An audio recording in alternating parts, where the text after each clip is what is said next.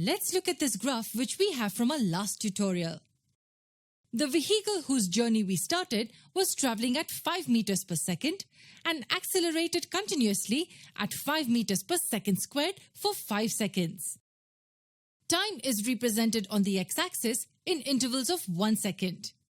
Velocity is represented on the y-axis at intervals of 10 meters per second.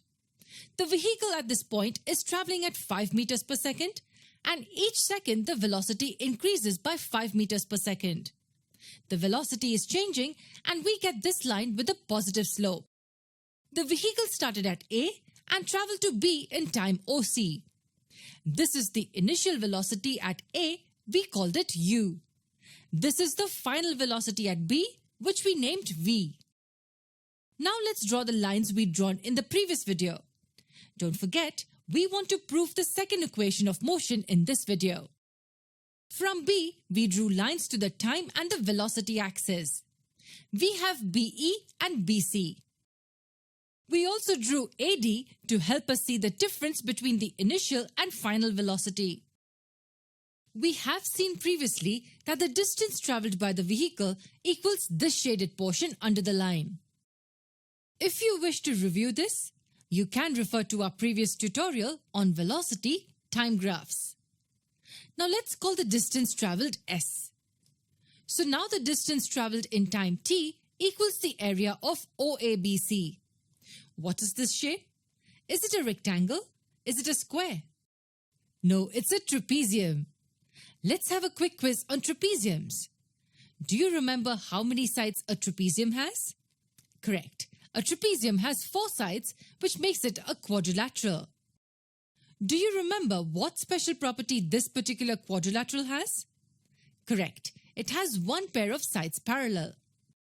The formula for the area of a trapezium is 1/2 the sum of the length of the parallel sides times the distance between them. But let's say you'd forgotten this formula. How would you calculate the area of this trapezium? Easy. S equals the sum of the area of rectangle OADC and the area of triangle ABD.